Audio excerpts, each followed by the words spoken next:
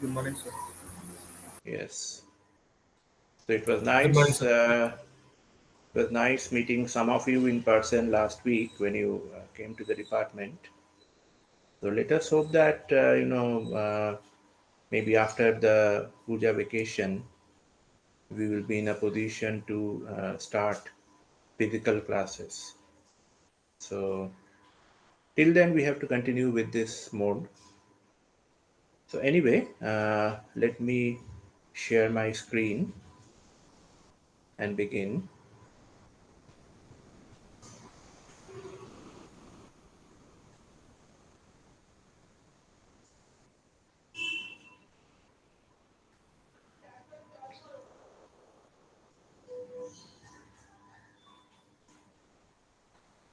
Can you see the screen? Yes, sir. Okay.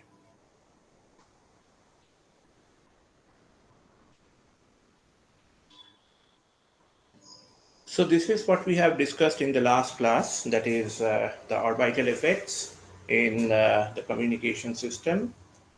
We had talked about Doppler shift, then eclipse of the satellite, the variation of the range which arises because of movement of a geostationary or a geosynchronous satellite uh, within a fixed spatial or angular extent, and then sun transit outage. Okay, that is when the sun passes directly in front of the uh, primary beam of the Earth station antenna. So these are some of the effects which we observe, which are normally observed when a communication satellite is, it has established a satellite link and is communicating with a ground-based receiver. Now, the next thing that we will talk about are the different subsystems present in a spacecraft, okay, or in a satellite. So basically, what we can understand is that uh, communication subsystem. Just a minute, somebody maybe wants to.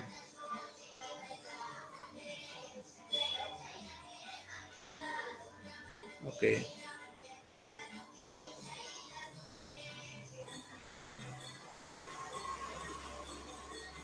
so what we can understand is that in a communication satellite, although the major emphasis and the major area of concern is the communication subsystem, but actually there are other subsystems. Just a minute, once again somebody wants to enter.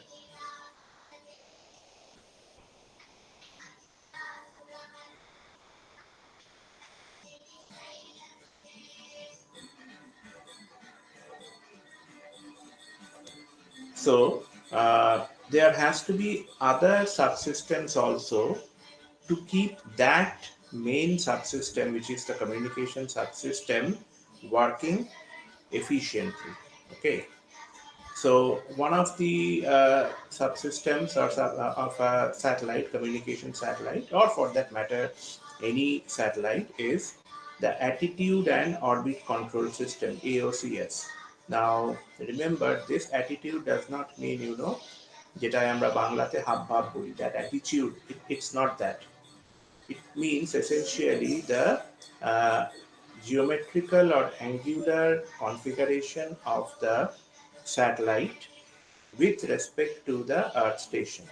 Okay, that means it has to be, configured in a particular way, the satellite in space, so that the downlinking beam is pointed towards the user base. We will see that sometimes that gets affected due to some reasons. And then the attitude and orbit control system that has to correct that. But also periodically, irrespective of whether there is any kind of deviation or not, irrespective of that, this AOCS has to continue checking the geometrical as well as the spatial configuration of the satellite at different points of time. It is not that When something goes wrong, only then the AOCS comes into the picture. So basically, it's a combination of electromechanical system, because it also consists of rocket motors which provide thrusts, so that if a satellite has deviated from its actual orbit or from the actual orbital inclination but which is desired, so then these rocket motors have to be turned on, so as to provide thrust in a particular direction. But definitely, when I say that a rocket motor on board the satellite has to be turned on, it always means that it is done using ground control commands. Nobody is up there in the satellite to do this. So uh, that is why this particular subsystem is a combination of both, you know, electronic signals or electronic circuitry as well as mechanical devices like the rocket motor which provides some thrust. Then comes the telemetry, tracking, and command. And the basic function of this is that there are innumerable, other than these like five subsystems which we have mentioned here. There are other innumerable devices present within the satellite, and associated with each of them there has to be some kind of a sensor to check the health of these different subsystems or devices.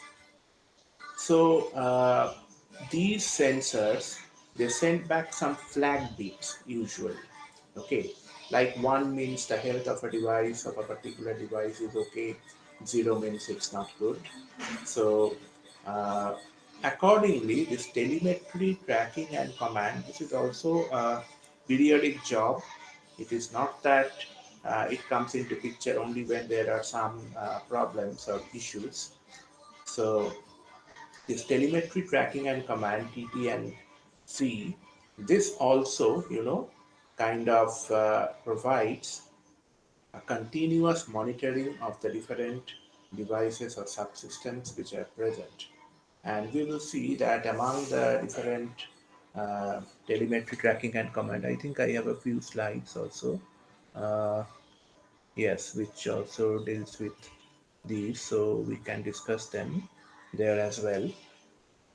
So basically, we now know that as a result of the non-uniform gravitational attraction as well as the gravitational potential as well as the gravitational attraction of the sun and the moon, there are some perturbing forces over and above the mutual attraction of the earth and the satellite on each other. Kepler's laws of motion and the resulting orbit were designed mainly considering the mutual gravitational attraction between these two bodies, the Earth and the satellite.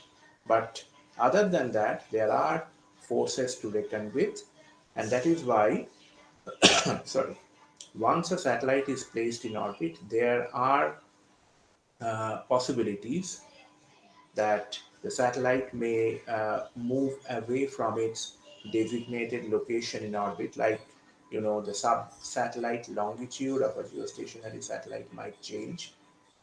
At the same time, the orbital inclination of the satellite, that might also change. So there has to be a continuous monitoring of the distance to the satellite, the elevation and azimuth of the antenna at which the satellite has to be, I mean, the antenna has to be pointed towards the satellite so as to receive the signals. So all these monitoring, tracking, and if there are any changes, the correction commands, that falls within the purview of this telemetry, tracking, and command. Then comes the power system, that is the electrical power which drives the different subsystems present within the satellite. So The main consumption of power is, of course, in the transmitter and receiver. Okay, inside or on board a satellite. And the source of this power, as we had mentioned briefly earlier, is mainly the solar radiation, which is incident on the surface of the satellite or on the solar cells or solar panels present outside the body of the satellite. Then the communication subsystem, that's the most important subsystem of a communication satellite, and it consists of, maybe more than one antenna, because some of the bigger communication satellites, they actually cater to user bases which are geographically separated from each other.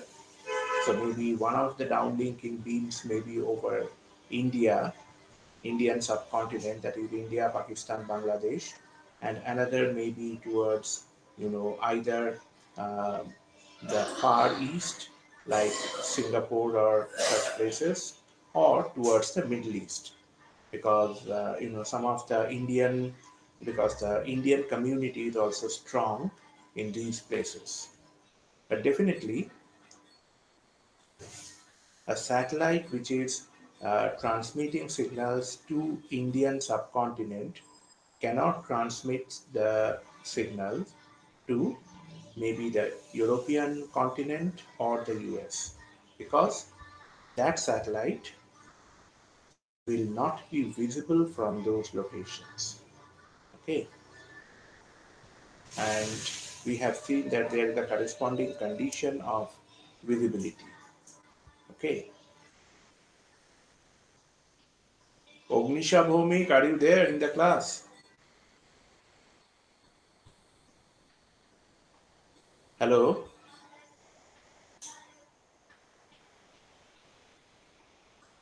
hello.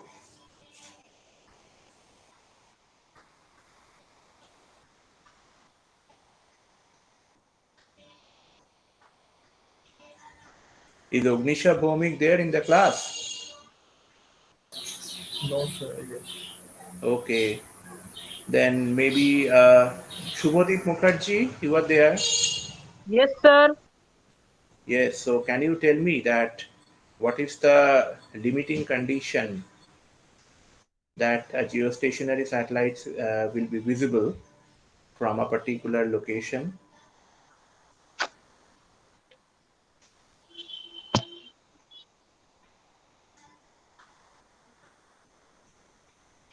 What is the limiting condition in terms of the central angle?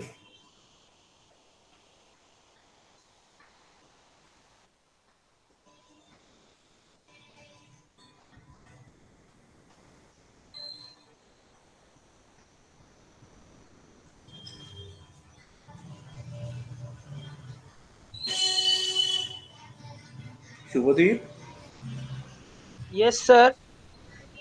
can you tell me the condition? So central angle should be less than cos inverse of the ratio of RE by RS. And what is the value that we get?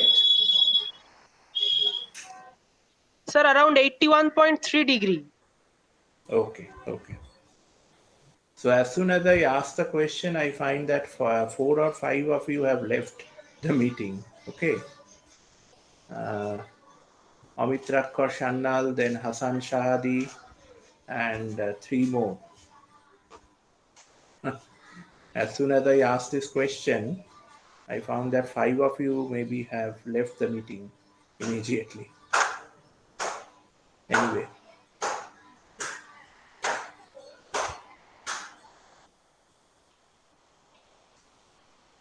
okay.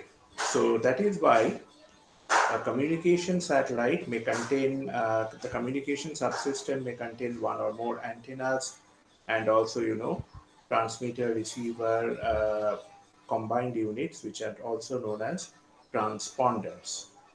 But basically, this communication subsystem, although it is the heart and soul of a communication satellite, it, you know, consumes only a small part of the weight and volume of the entire satellite.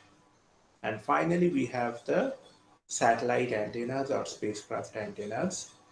And uh, nowadays, there are various possibilities available in order to transmit the signals uh, from a communication satellite in terms of antennas. Because when we talk about, a communication satellite, the sequence of steps that is uh, followed, we can understand that even from our common sense, that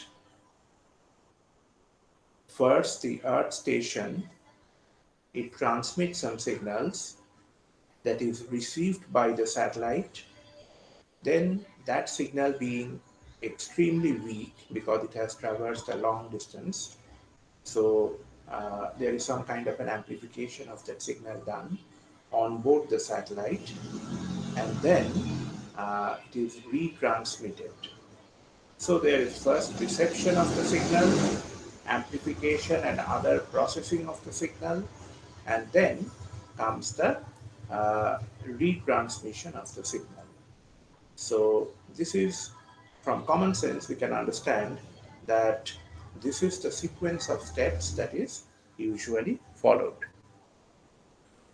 So now coming to this attitude control system, basically, a satellite in orbit, it has to be kept stable.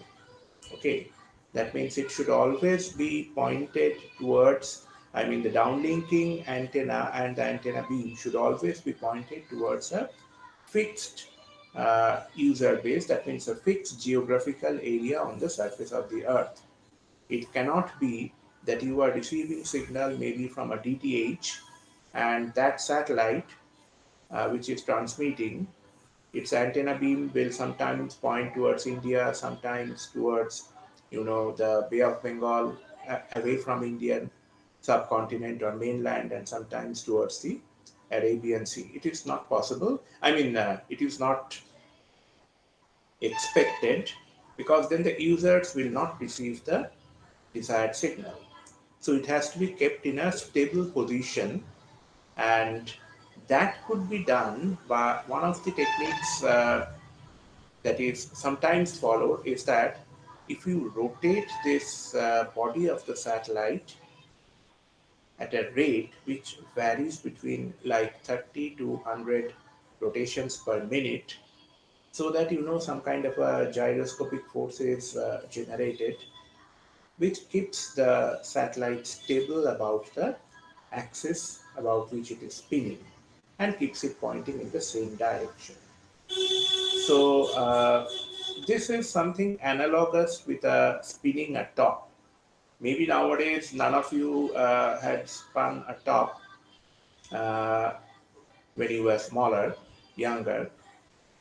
But basically, what we have experienced is that when a top is spun, then usually when the RPM is high, then the axis of rotation that remains stable.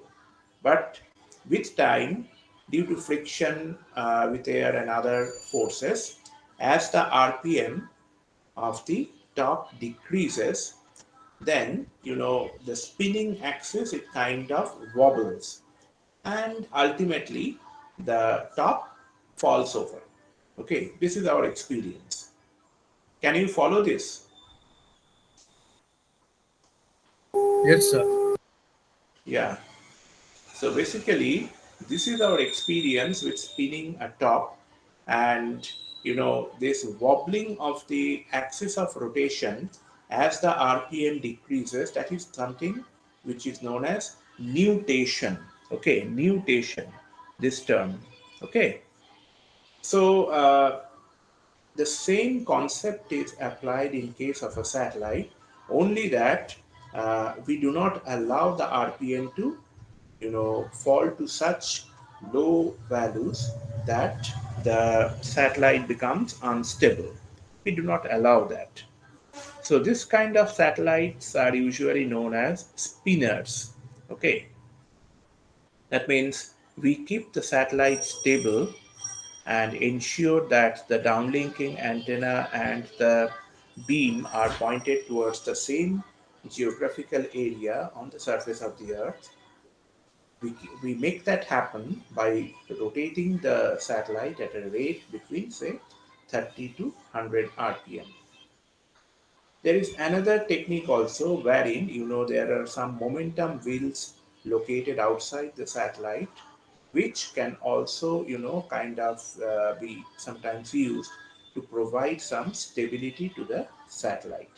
Like about the three axis, these momentum wheels, they provide thrusts, and so that the satellite, even if there is a tendency to move or get inclined towards one of the sides, the momentum wheels, they stabilize that, they correct that. So this is known as a three-axis stabilized satellite. Then this orbit control system, because you remember this AOCS essentially consists of uh, two major components. One is the attitude control system, other is the orbit control system. So by attitude control, we effectively mean that the satellite is maintained in a stable position so that the satellite is pointing, the transmitted signal is pointed or transmitted towards the same user base over the same geographical location.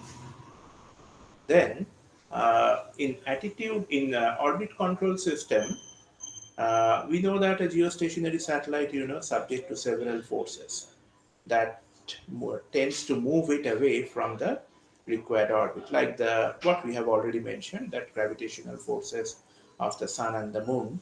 This causes the orbital inclination to change as well as the non-spherical shape of Earth. So as a result, what might happen is that suppose this is the equatorial plane in which the satellite should be located. So suppose this is actually the correct position for the satellite in the equatorial plane. But what happens is that as a result of these other forces like the gravitational forces of the sun and the moon, as well as the non-spherical shape of Earth, the orbital inclination changes. So we have this new one. This is the inclined orbital plane. Ideally, for a communication satellite, the orbital inclination should be uh, it should be zero and aligned with Earth's equatorial plane. But because of these other forces, suppose it changes and moves to a new position. Okay, so the this is the location of the satellite in the new position. Okay, that is in the inclined orbital plane. Just a minute.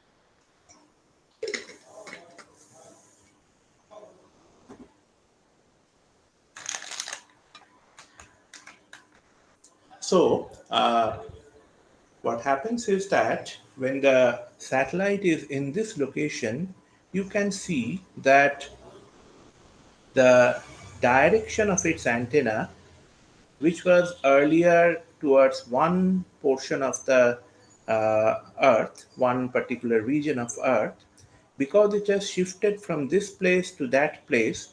So essentially, when the Earth station geographical area the Earth geographical area towards which the antenna should be pointed, so that changes, and also the Earth station control station, the Earth, I mean, the control station on Earth,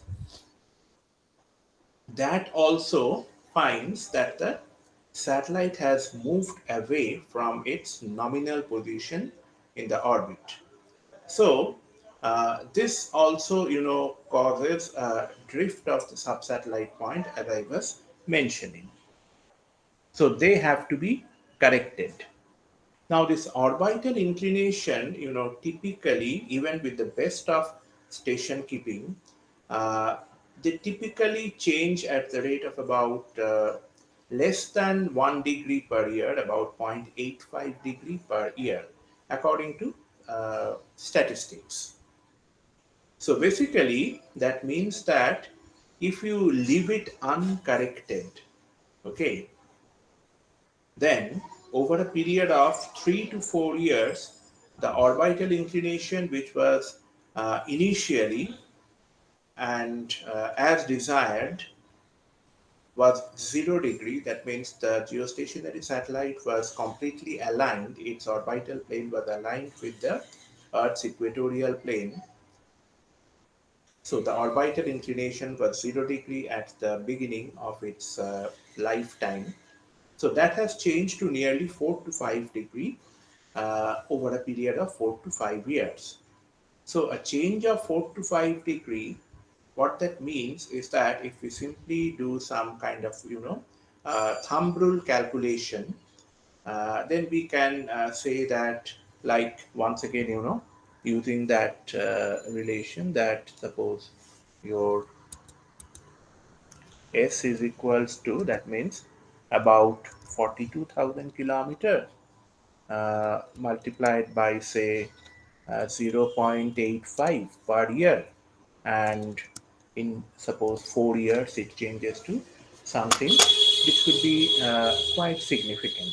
Okay, that means if you just calculate that, it comes out to be 42,000 into 0.85 into 4.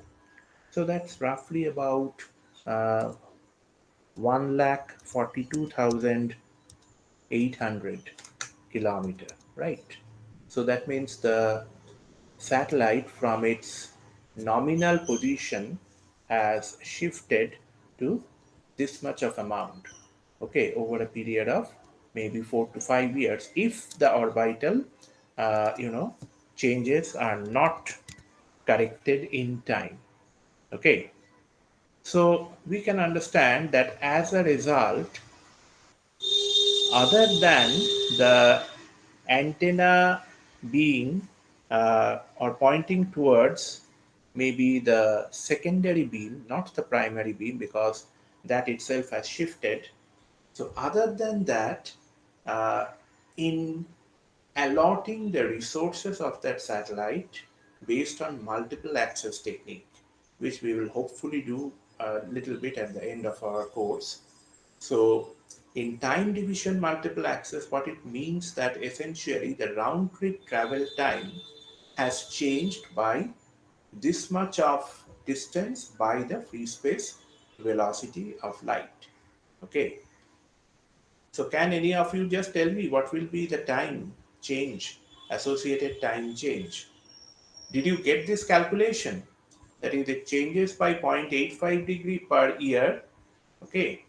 And in 4 years, multiplied by roughly the distance of the satellite from the center of the Earth. So it comes to be about 1,42,800 kilometer. So what will be the corresponding change in the, the round trip travel time? Can you please calculate and tell me the value?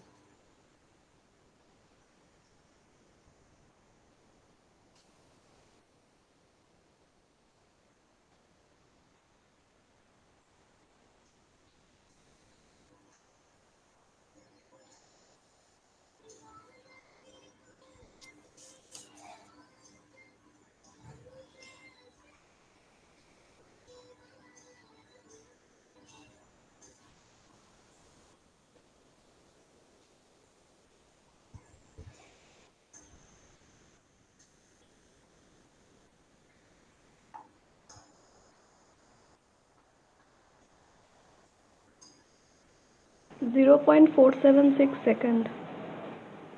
0 point, let me just see.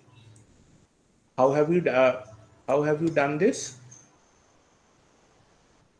This distance divided by the speed of light.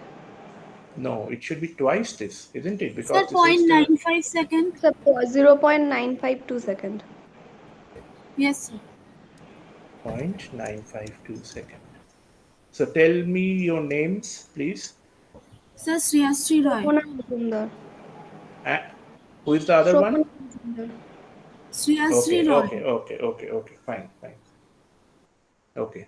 So what we can understand that the corresponding change is like close to, uh, 1 second of time difference. So when that kind of a situation happens, so that means that, we cannot allow that to happen, because 1 second in case of signal which is traversing with the free space velocity of light is huge. We cannot allow that to happen. So that is why, this attitude and orbit control system that assumes a very big importance in case of satellite, because ultimately you see a body which is usually massive. A satellite, communication satellite, is a very big structure. So that is put up in orbit, and nowhere in the vicinity, I mean close by, there are no other uh, satellites to take care of that, or no other person to take care. Whatever you have to do, you have to do sitting 42,000, sitting 36,000 kilometer away from that. Okay, so therein you have to have very efficient and effective performance of this AOCS, because it is that single system which will ensure, first of all, that your satellite does not change its orbital inclination by a huge amount without correction. Then it also ensures that your satellite does not go off the orbit and maybe collide with another active satellite. So these are some of the very important functions which are performed by this AOCS. Then for that we need to have station keeping maneuver. It is just like similar to your housekeeping in the hospitality industry. In case of satellite, it is known as station keeping maneuver. That means it could either be in the east-west direction, like suppose it has moved to this location. So what we can see is that effectively, as it seems from this particular figure, this particular satellite has to undergo some kind of a north-south maneuver, right? So that it once again reaches a position which is somewhere around here, and then maybe some east-west maneuver to bring it to its correct position in orbit. So these maneuvers are usually provided by these jets or the thrusters from the rocket motors, and it is done like once in 2 weeks to maintain this required separation, because as we had seen earlier that in case of nowadays, in case of satellites, you have to confine the movement of your satellite within a particular uh, variability, within a particular spatial variation, like zero point 0.5 degree on either side, as we had seen over here. So if you exceed that, then essentially there are possibilities of collision with other active satellites nearby. And the north south maneuvering is also uh, done about once in 2 weeks.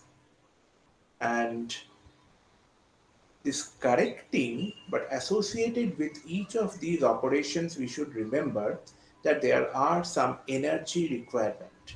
Okay, that means either the rocket motors have to be turned on, or keeping the satellite in a stable position with the help of by spinning the satellite about its axis of by a certain axis.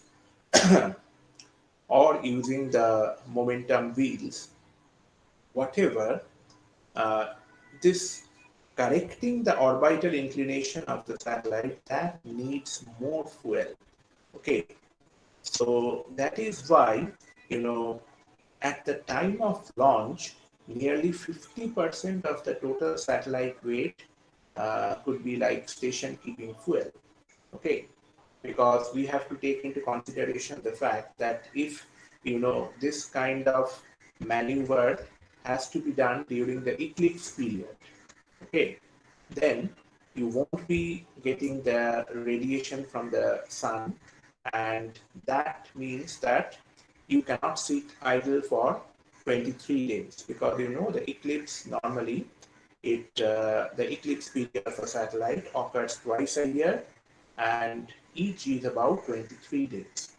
So we cannot just simply sit idle and let that satellite, drift away from its desired orbital location as well as the change the orbital inclination. So we have to take the corrective action even during the eclipse period. And so at that time, the entire operation of this maneuver has to be done based on the internal energy resources of the satellite. So that is why there has to be adequate amount of station keeping fuel present inside the satellite at the time of launch. Sir, Next, yes, yes, sir, I have a doubt regarding the earlier numerical that was done. yes. Tell me. Sir, in that we have multiplied 42,000 into 0.85 degree. But Yes. sir, to get the answer in kilometer, we have to change the degree into radian first. Isn't it? No, no, no. See that S equals to R theta. There, what is the unit of that theta? Sir, theta is in degree. So, Yes. sir, it needs to be radian so that we can get the answer in kilometer. No, no, no. See, what we have done over here is that we have used that expression S equals to R theta to get the measure of that angular separation, which is S. That means the length of that arc, which is S. So what we are trying to show over here is that when there is a change in the orbital inclination, the corresponding arc change is this much. So that will lead to maybe about a certain amount of change in time as well.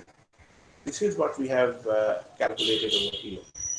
So in radius of 42,000, we are getting the arc of about 1 lakh 42 kilometers. Yes, So that yes. sounds something like, The radius is not 42,000. The radius of the Earth is 6,400. Plus, you have to add with it like yeah, the radius 46,000 of satellite, I mean the orbital radius of satellite, it is Yes. 42,000 kilometers. And From the arc center of length, yes. yeah, and the arc length is 1 lakh 42,000. Yes, something So, like that. Yes. Hello. yes, sir. Yes. Sir, so the Yes. radius is, sir, radius of satellite, orbital radius of satellite is 42,000 kilometers. That in And from the center of the Earth, the orbital altitude, you should say. Yes. yes, sir. And the arc length is more than the radius. So, sir, Yes. for arc length to be equals to radius, it needs to be around 60 degree. What? Sir, for arc length to be equal to a radius of orbital radius, it needs to deviate 60 degree. No, no, no, no, no. See, this S equals to R theta, this relation essentially this S is the arc length, R is the distance from the say the center of the Earth to that object, and this theta we have put in its place. What is the orbital change which is happening per year? Okay, and then we have calculated that for say 4 years.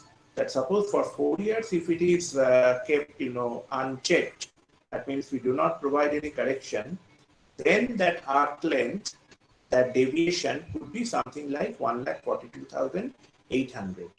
And then the corresponding, round trip travel time or the time change for a signal to be sent to that satellite and received back, that could change by something like, say, close to 1 second or a little less than 1 second.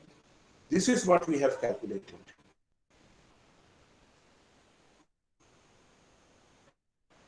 Is it clear now? Yes, sir. Okay, what's your name? Sir, Prasant. Okay. Now moving on to the next subsystem, which is the telemetry tracking command and monitoring, TTC and M. In some of the books, you will find this as TT and C, and in some of the other books, you will find that they have also added a M for monitoring, the TTC and M. Okay. So the function of this particular telemetry tracking command and monitoring system is mainly, once it detects that some kind of a either routine or some special function has to be performed on the satellite in order to control the location in orbit as well as the orbital inclination of the satellite, monitor the status of the different subsystems and devices present within the satellite, and maybe, under certain conditions to switch on or off some of the communication subsystem. Then the TTC and M system that comes into the picture. So basically, this is some kind of what we could say damage control system as well as a continuous monitoring as well as damage control system. That means it will provide you with the continuous monitoring. That means whether the different subsystems and devices present in the satellite are functioning properly or not, and under certain conditions, wherever and whenever it is needed, it will also send appropriate instructions to the satellite so that, if some of the subsystems as well as the orbital inclination or the nominal position of the satellite in orbit, if that has to be changed, then they could do so. So what happens is that this telemetry system, basically it is dependent on a large number of sensors which are present within the satellite. And these sensors, they continuously send the data to the monitoring Earth station. And these sensors, they may range from pressure sensors, which may be there in the fuel tanks, to check that whether the requisite amount of pressure is maintained or not. Then the voltage and the current, which is drawn in the power conditioning unit, and in also the communication electronics. So these sensors, they monitor all these different parameters, because you see, there could also be, there are also temperature sensors, temperature, pressure, and if for some reason, there is some kind of a humidity imbalance within the satellite itself, that is, it becomes too dry or it becomes too humid, so that also has to be maintained. Then the vibration sensors. Okay, typically when a satellite is placed in orbit, just a minute, somebody. Okay.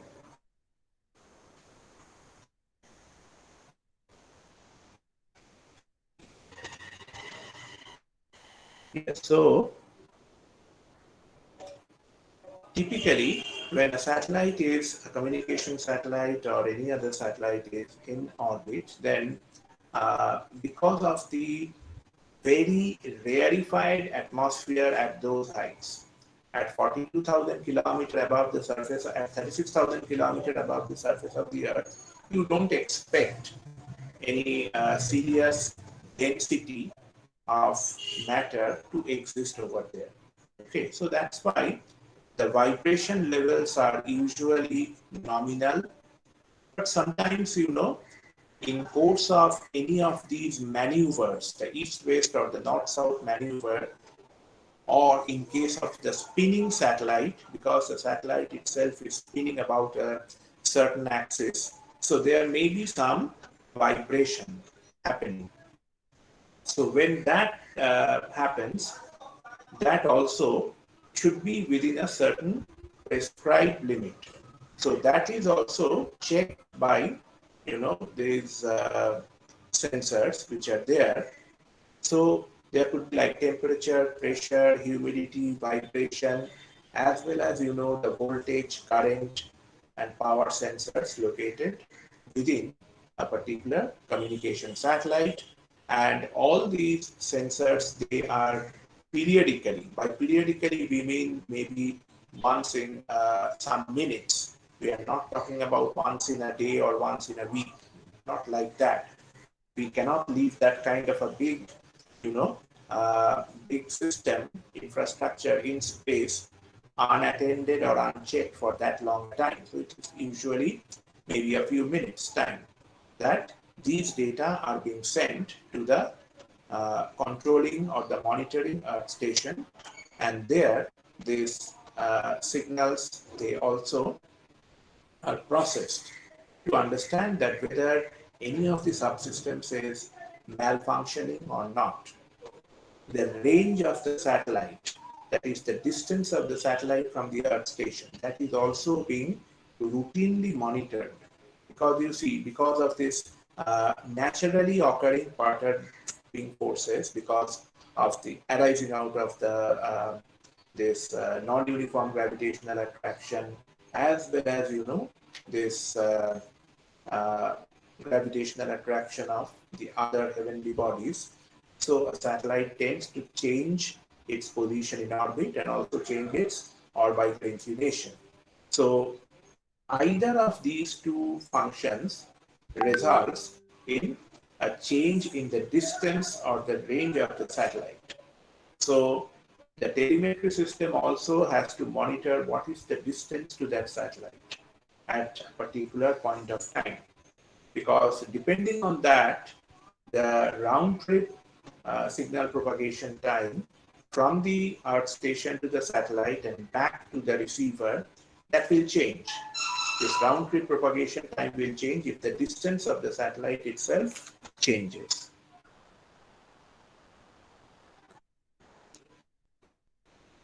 Then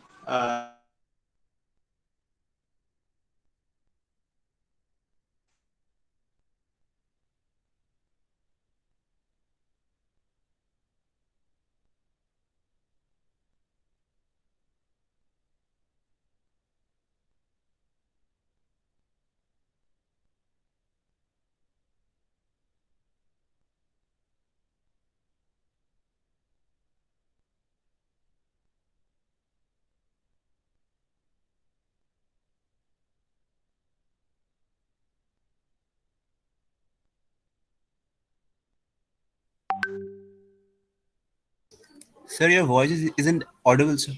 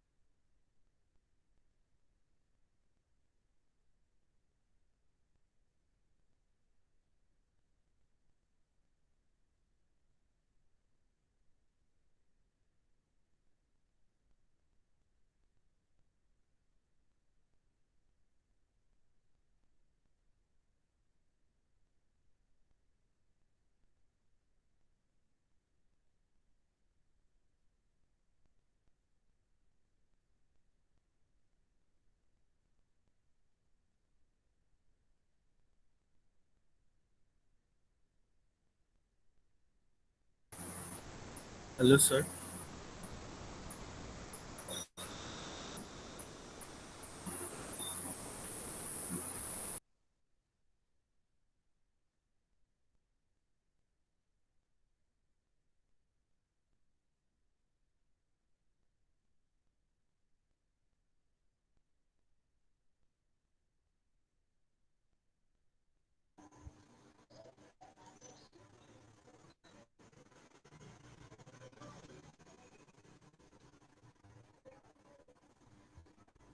Hello? Yes, sir. Yeah, can you see the screen? Can you see my No, s- screen?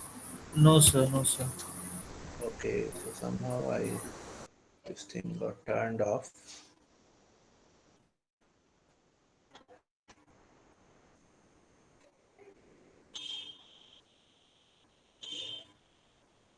So we were in this page, right? Were you able to see this one, this command page? Yes, sir. Okay. Okay, so moving ahead, the power subsystem of a satellite. So basically, we have discussed a number of times already that uh, not only communication satellites, but also all forms of satellites, they are dependent on the solar radiation which is incident on them. Although some of the deep space planetary research satellites, I think I had shown one picture of that some of these satellites which are in deep space missions, or maybe a few are on the verge of leaving the solar system. So those satellites, they do not have access to the solar radiation that much, so they have to depend on thermonuclear generators. That means some kind of a nuclear power. They have to be nuclear powered. Although during the launch of those satellites, there is an element of risk involved. That is, if for some reason the launch mission, that the launch does not succeed, then if that satellite falls in a populated area of the world, there could be nuclear hazards, because they are basically carrying on board some nuclear based fuel for providing them with the necessary energy in while they are in deep space. Now, typically, the incident energy which is falling on a geostationary satellite, this has an intensity of nearly 1.4 kilowatt per square meter. That means 1 square meter. That means 1 square meter means something like maybe 3.5 feet by 3.5 feet.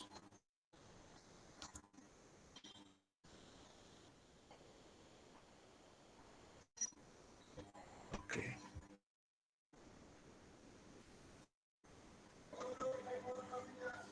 So these kind of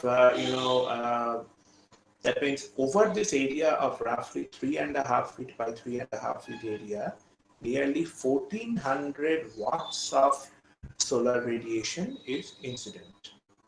Now the uh, problem here is that these solar cells, they typically have a conversion efficiency of about 15 to 17% into electrical power at the beginning of their life.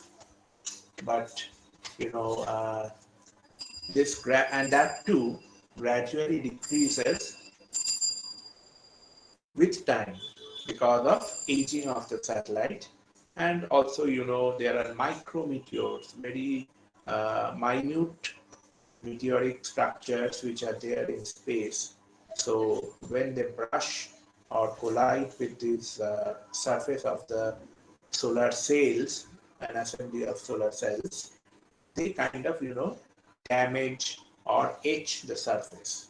So by default, these solar cells, they have a typical conversion efficiency of only about 15 to 17%. So that means almost the whole amount of incident radiation, more than 80% of it is lost.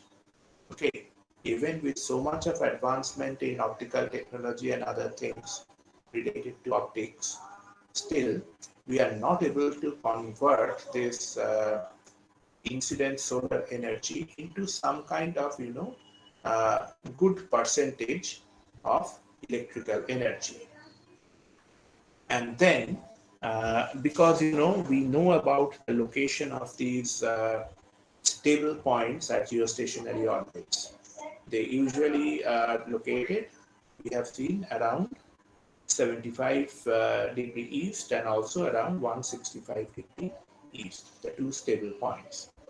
And so all the geostationary satellites which are in orbit, they have to be, at the end of their lifetime, they have to be parked near these points so that they remain more or less confined to those locations. Because we have seen that the properties of those points are that they actually do not allow the satellites to drift away.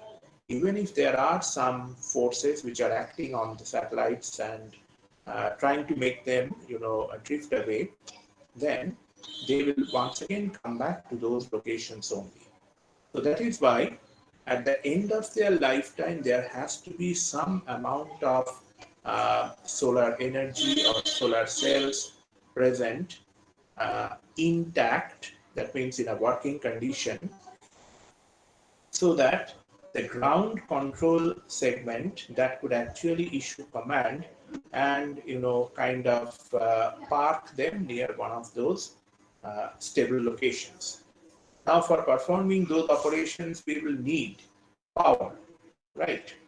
So that for that purpose, it is according to international regulations, about 15% of the solar cell area has to be usually kept intact. Are you able to see my screen? Yes, sir. Yes, sir. Okay, fine. So in case of large communication satellites, okay, they of course, because they have a lot of subsystems, large communication satellites, so they need more power to be for the internal operation. So they could generate like up to 6 kilowatt of electrical energy from the solar power if they are spin stabilized. And but however, in case of this kind of a spin stabilized circuit in a satellite,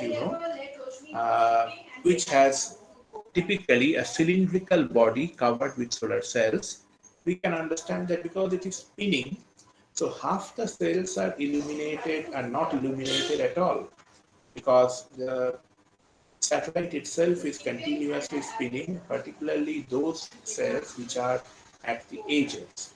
Okay, so what is done is that instead, if you have a 3-axis stabilized satellite which makes use of the momentum wheels, they make better use of the solar cell area. Okay, because then those solar cells, we could arrange them on flat panels, and those panels only, they could be rotated. Okay, just try to visualize this. The situation that the satellite itself is not spinning. It is stabilized using the three-axis momentum wheels. But the solar panels, which are extending out from the body of the satellite, they have solar cells present on both the surfaces. So if we keep them fixed, then only one surface of the solar cells on one surface of the panel, they will get the solar radiation and they will get charged up. But in order to maximize the output from these solar panels, if we design some kind of a mechanism so that these panels could also be rotated. Like for some time, the one of the surface is exposed to sunlight, and after some time the panel is rotated so that the other surface gets exposed. So, sorry, in that kind of a system, what happens is that both the side or of the panel, the solar panel, that gets charged up, and depending on the orientation of the the panel, we could also orient them in such a way that they are incident, because in the when it is incident, normally incident, and not at some other angle, then that results in the maximum amount of solar radiation to be absorbed and sorry, converted to corresponding electrical energy. So, in this kind of a three-axis stabilized satellite, only about one third of the total area of the solar cells is needed. If you want to do some kind of a comparative analysis, so relative to a spinning satellite, which is maintained, which is stabilized by spinning, in comparison to that, in a three-axis stabilized satellite, you only have, you only need about one third of the total area of the solar cells. And so that results in some saving on the weight of the satellite, because larger is the weight of the satellite at the time of launch, more fuel is needed. And so the cost of launching also goes up a lot. So this way, in a three-axis stabilized satellite, we could generate power in excess of maybe 10 kilowatt. Okay.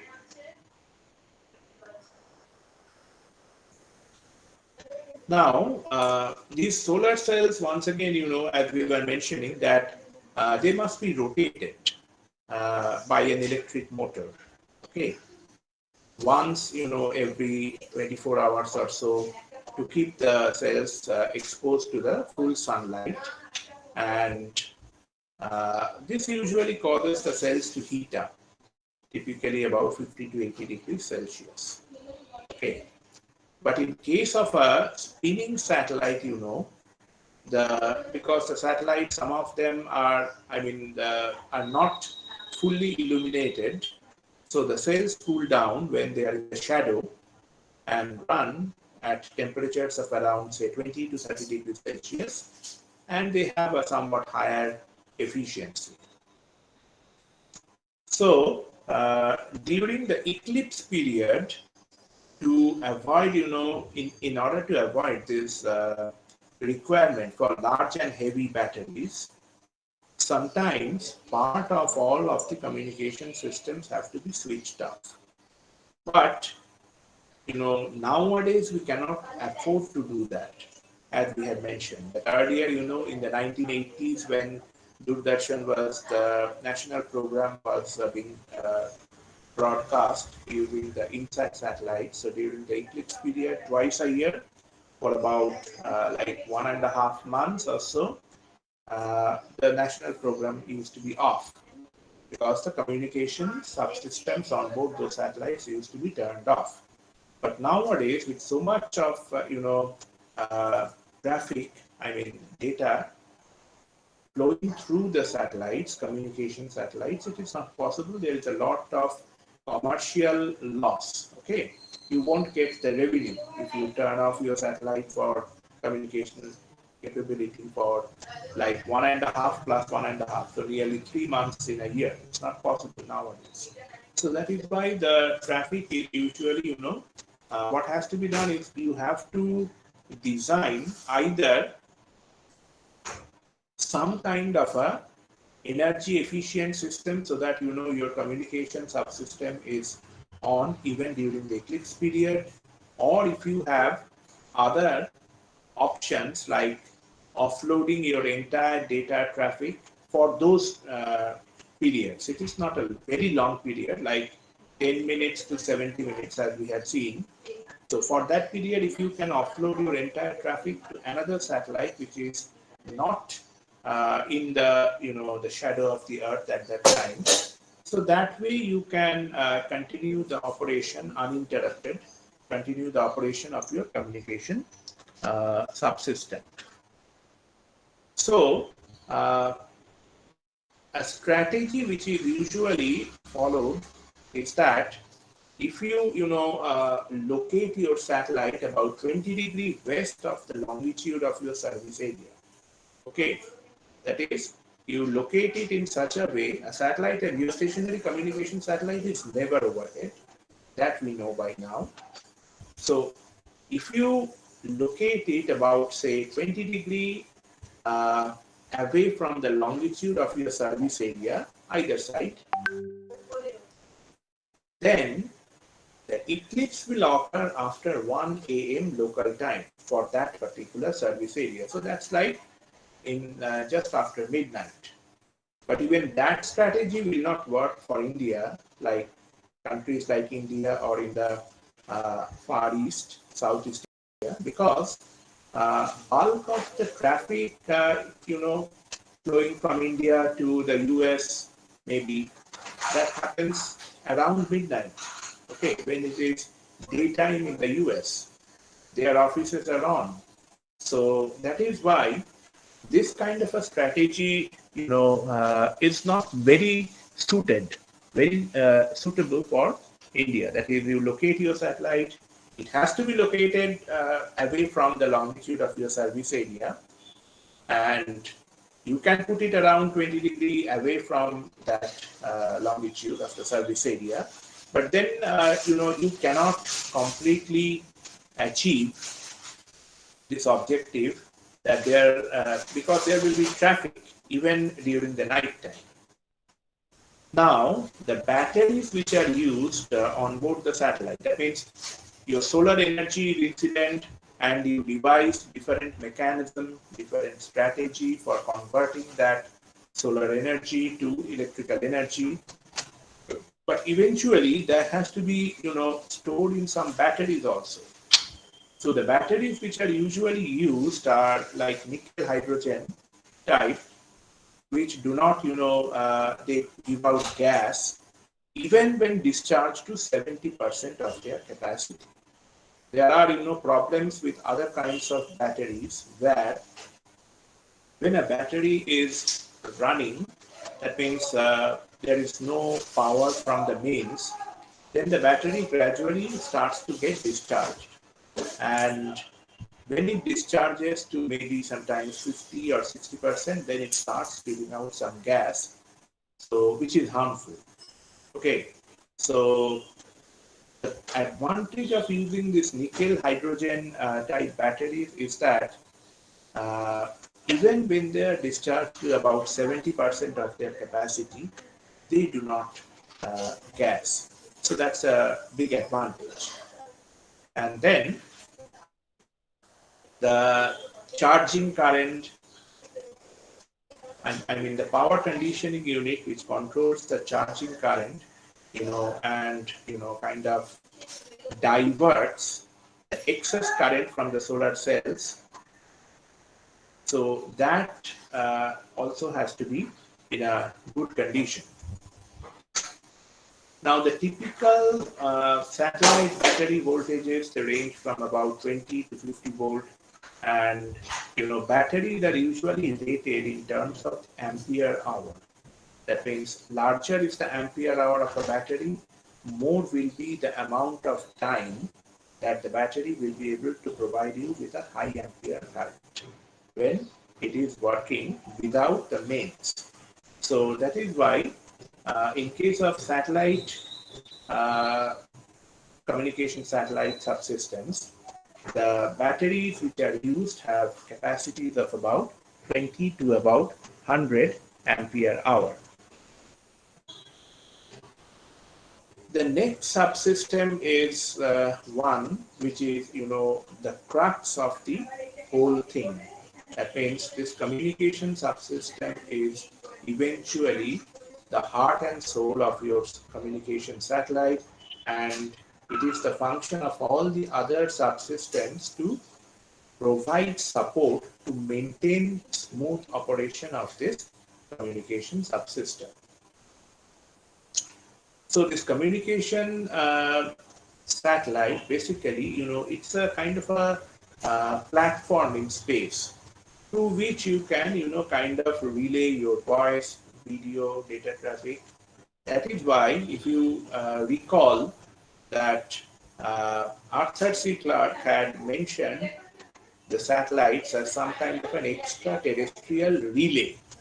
That means it is something which is placed away from the surface of the earth so that it could relay your message or information to another user far away through that device, through that object in space.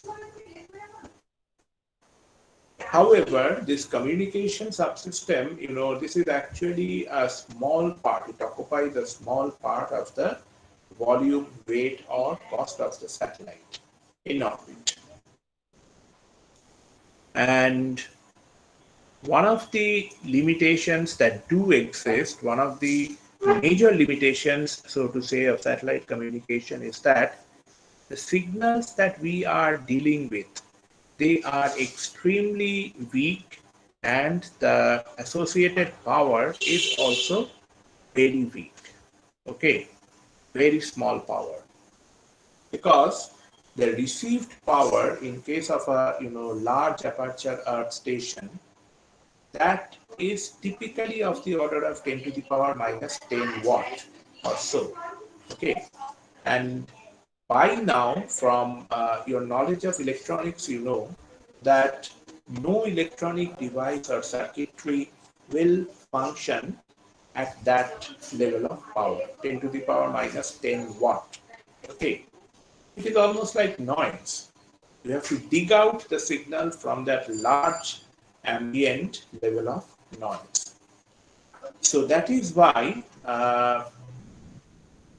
at one point of time, there was a emphasis on building larger and larger Earth station antennas. And people sometimes, in Germany, they went on to build one antenna which was like 100-meter diameter.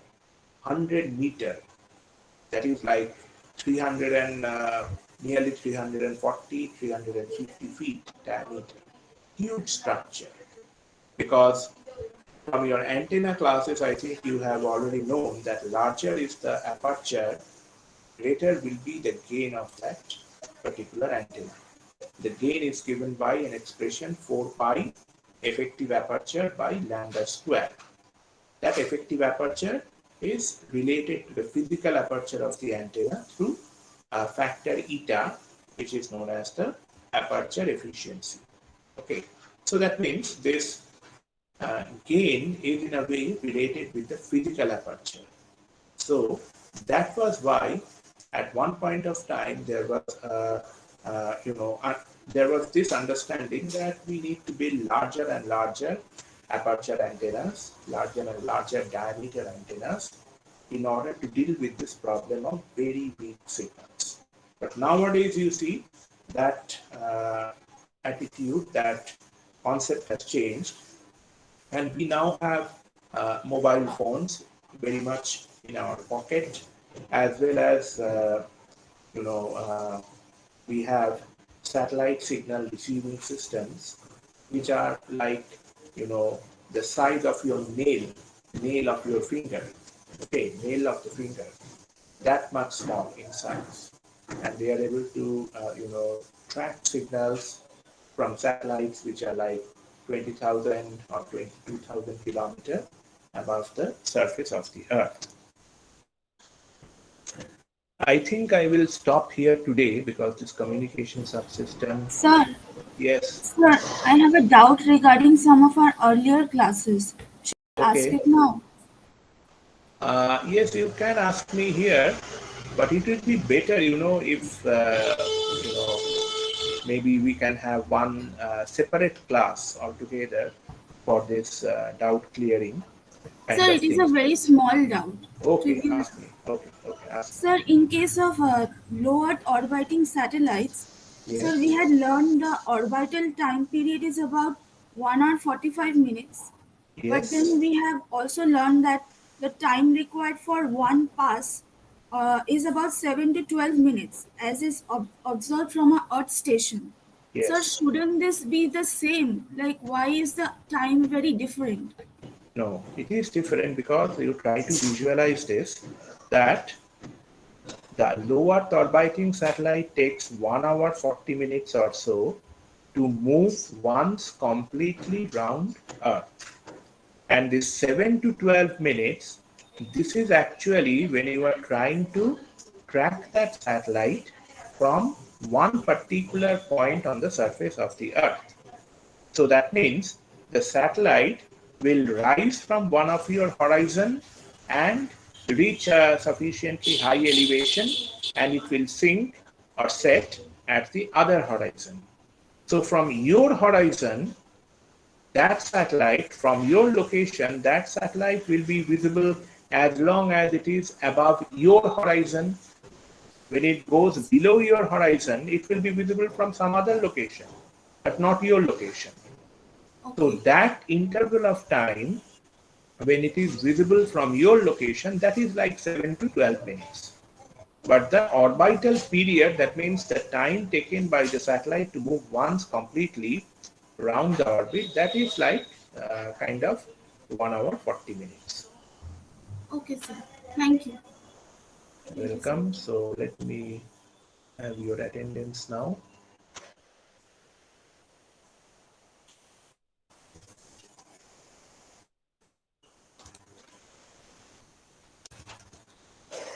Okay, 301, Present, sir. 302, Present, sir. 303, Present, sir. 305, Present, sir. 306, Present, sir. 308, Present, sir. 309, Present, sir. 311, Present, sir. 313, Present, sir. 314, Present, sir. 315,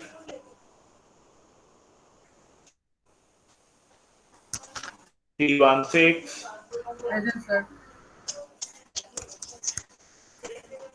317, Yes, sir.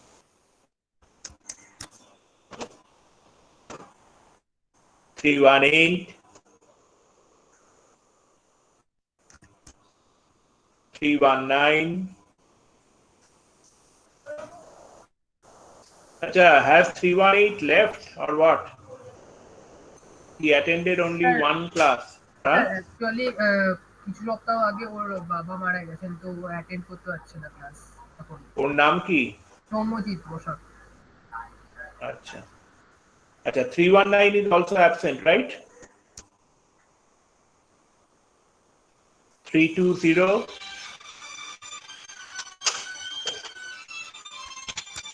321, 322,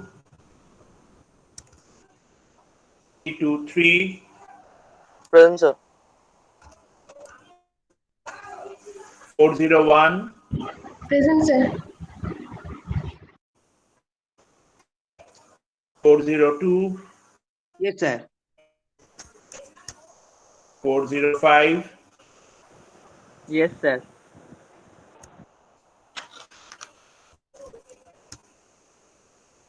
what is your name? Hello, You were sir. absent in the last three classes, right? Yes, sir.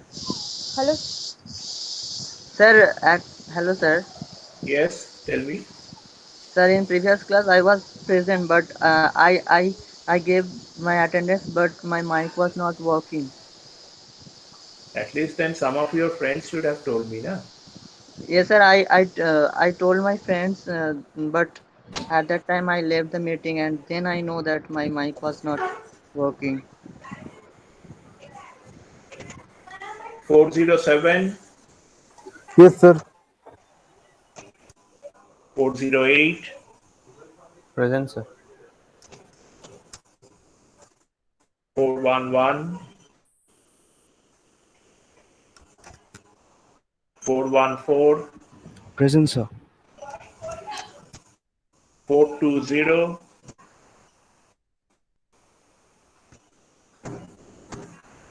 421, Present, sir. 422, Present, sir. 423,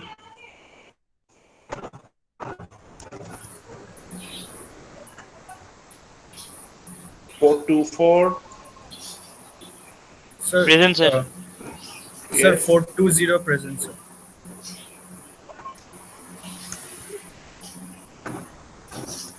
430, Yes, sir. 431, Present, sir. 432, Yes, sir. 433,